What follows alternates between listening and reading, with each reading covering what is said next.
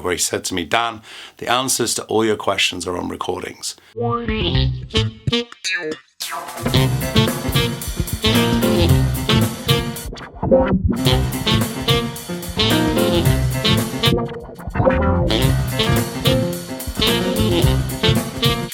Hi there, welcome along to today's vlog. My voice is giving out a little bit today, so I don't know how long we'll be able to go on for. What I wanted to talk today, though, is about creating a balanced practice regime, a routine. Regime sounds a bit harsh, isn't it? A balanced practice routine.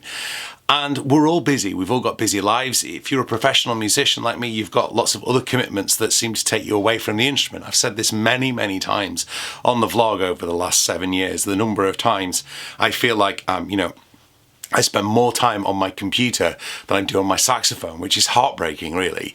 And trying to find that time each week, each day even, each hour, where I can practice, I can do some playing. So even now talking to you means I'm not touching the saxophone. So we all need to try and create that routine. We have to realize that it's difficult. If we can, we need to try and start the day by practicing. That's one of my things, is try and make that my focus that day, that the music becomes what I enjoy, what I love doing that day, and everything else tries to fit around that as much as it can.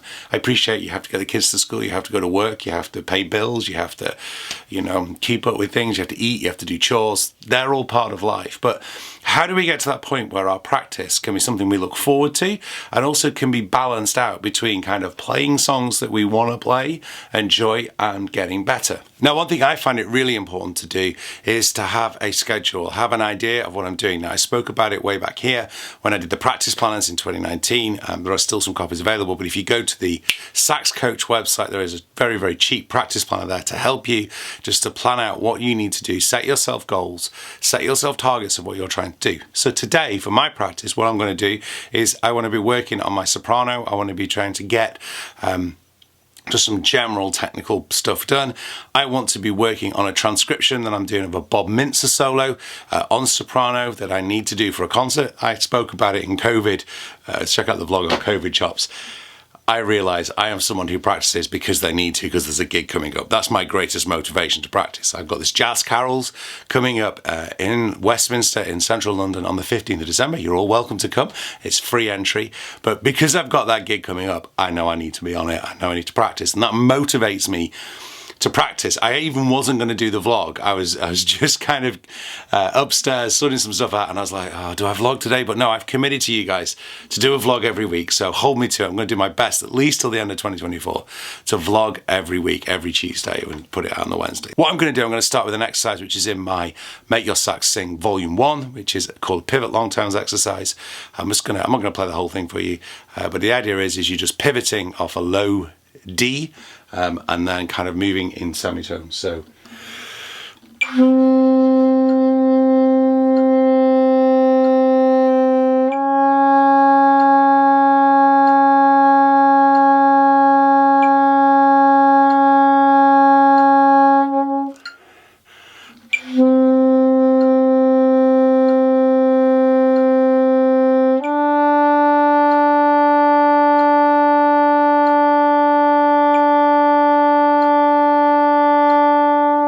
I always try and think of the 3 T's: tone, time, transcription. They're the 3 things that I try and build on every time I'm practicing. Can't remember where I got it from, but those 3 T's work really, really well.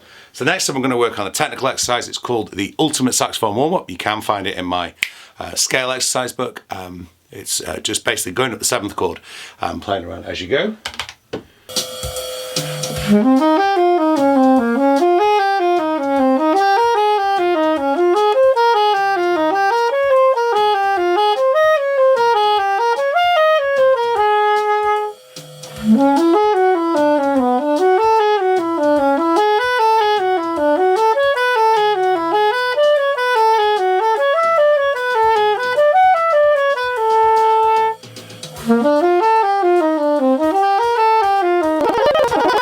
So that's a little bit of technical stuff. I might then want to work on a particular piece of extracts or a lick or something else like that. And then I get onto my transcription. I get onto learning from the masters.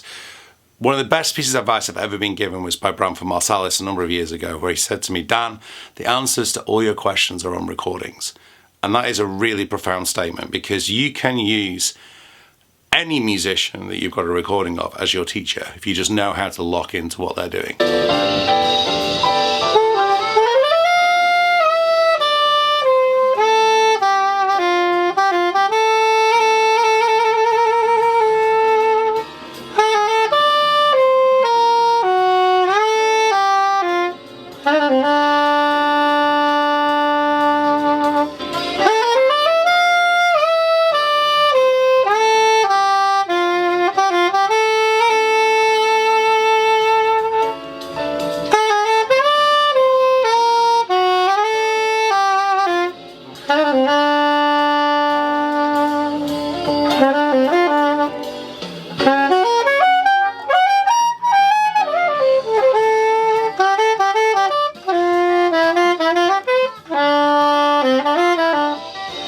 That's quote as softly as in the morning sunrise there.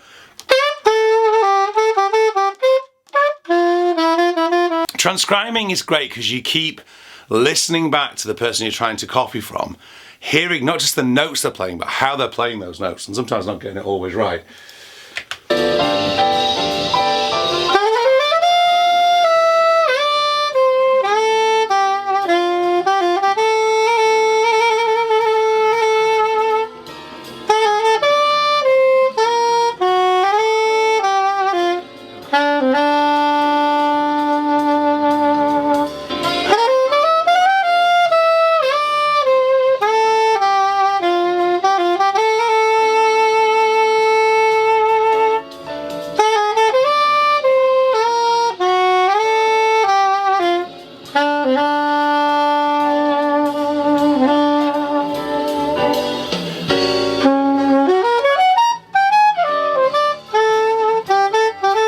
So that's what I'm doing. I'm setting targets, okay? Tone though, technique, transcription. They were the 3 T's I would say about how to build a balanced practice regime, because you're doing tone, your sound is so important no matter what saxophone you're playing, but especially if you're working on this beast. Your technique is vital because that's what pulls everything together, and even that bit on the transcription it leads into, that opening run, is just an A flat triad. And then knowing some songs is also tunes, might add another T into the mix. Kind of knowing songs, knowing that was softly as in a morning sunrise can help you build into what comes next.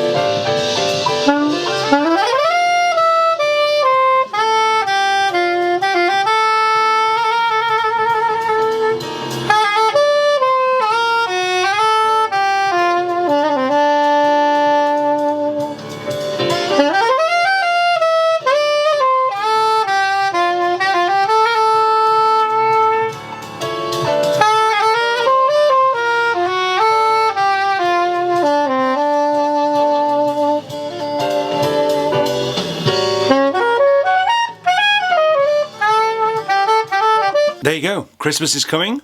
Charlie and I will be preparing that as part of our Christmas card to everyone. If you want to be part of the Cambridge Saxophone Sax Coach Christmas project, then pop a message in below or email me via the contact box and I'll send you the parts over. The deadline for that is the 18th of December. Charlie and I do something slightly differently, all from the Wise Music Christmas book. So it's useful, nice little bit of Christmas cheer.